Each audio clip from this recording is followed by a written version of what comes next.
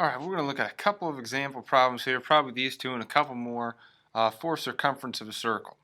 And circumference of a circle, like it was discussed at the top of the website, is just the distance around the circles. Okay, it's just a fancy word for perimeter of a circle, circumference. Okay, another thing you were introduced to is the pi symbol. Okay, pi is, it doesn't come out evenly. It's like 3.141 and it just keeps going. Okay, to simplify things down, anytime you see pi, we're just going to use the number 3. So our answers are not going to be exact, but they're going to be close. So as you take what you take away from this, make sure if you you see this on the map test at ITBS or anywhere else, that you know that if you use 3 for pi, your answer is probably not going to match exactly what they have, but it's probably going to be pretty close. So just keep that in mind. Okay.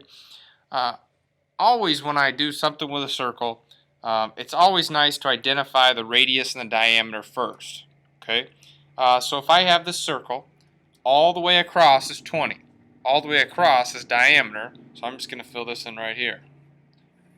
What I know over here is halfway across is 10. Halfway across is the radius, so I can fill this in. Since I have those two numbers, I can fill in the other parts of them here. Okay, I know that the radius is going to be half of the diameter. So if I cut out half of this, what do I have left? Half of 20 is going to be 10. The diameter is twice as much as the radius, so if I double my radius, that's going to be another 10, making the diameter 20. So if you didn't notice this before, both of these circles are the same. They're the same size. Okay, I just started out with the diameter on one and the radius on the other one. Okay, now we need to find the circumference. We can do that 2 different ways. Okay, basically what the circumference is 3 times bigger than the diameter, which is what we're basically saying is that 3 diameters is basically the distance around the circle. 3 diameters would be. Okay, so that's where this one comes into play. Diameter times pi. Remember, if we have symbols right beside each other with nothing in between, it's always multiplication.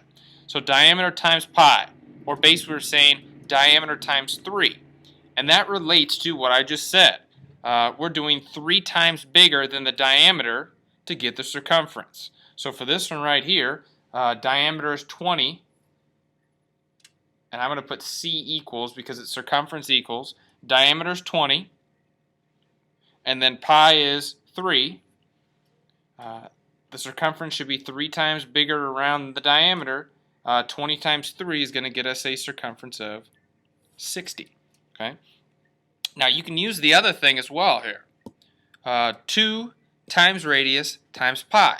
The reason that these two things are the same is because these two things are the same. If you double the radius, that's the same thing as the diameter. Taking the radius, or halfway across the circle, times 2 gets you the diameter, which is all the way across the circle. So we could do that. I'm going to do that one for over here because we have the radius over here. So what I want to do is I want to take 2 and I want to double the radius, which is 10. And then I want to times it by pi. Pi is 3. Now with this whole conglomerate of stuff here, we can just multiply straight across. 2 times 10 is 20. Now if you look at it, we've got 20 times 3, which is exactly what we had over here. Okay, so it doesn't matter how you do it, and of course this is going to equal 60 just like the other one did. Doesn't matter how you do it, you just have to understand, and the main thing I want you to take out of this, formulas aside, is that the diameter, if you multiply it by 3, you get the distance around the circle. You get the circumference. Or if you take the distance around the circle and divide it by 3, you are going to get the distance across the circle. So our answer for both of these problems is going to be a circumference of 60. All right, let's take a look at these 3 problems. These 3 circles, basically what I'm trying to do is I'm trying to find the distance around the outside of each one of these circles, which is called the circumference. Okay. This is really easy. We've got these formulas over here, but really, if you know that the diameter is 3 times smaller than the circumference, or you know that the circumference is 3 times bigger than the diameter, you don't need these things. Okay? This is just a helpful reminder. But I'm hoping that you can just look at this and see, well, if I fit 3 of these and I curl them around, 3 of these are going to fit into the circumference or fit into the perimeter of the circle. So these things are nice to know, but it's better for you to know what's behind these things. And what's behind these things is the diameter 3 times smaller than the circumference. Okay, so let's start with the first one. I always like to go through and label the radius and the diameter just so you don't get them confused. Okay, so the radius is going to be, well, we have the diameter, so we might as well put this here first. And we know that the radius is half as much as the diameter. So that's going to be 8. Half of 16 is 8. Now we just need to find the circumference. We could do it a couple different ways. Since we've got both of these numbers, since we have the diameter, we just know that the circumference is 3 times bigger than the diameter. And that would just be 16 times 3, which is 48. Okay, 48 units around the outside. Now, if all we had was the 8, we could still work that out. First, we would have to figure out what the diameter is, which would just be 8 times 2.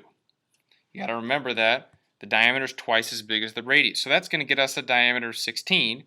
Now that we have the diameter, we know that the diameter is 3 times smaller than the circumference. So we need to times it by 3 to get the circumference, and our answer would still be 48. So our circumference here is going to be 48. Next, we have a radius of 100, because that's halfway across, which means our diameter is going to be all the way across, which is going to be 200. Okay. Now, you can use either one of those things you want to, or you could just use common sense by thinking if the diameter is 200, which I'm just going to change that to it,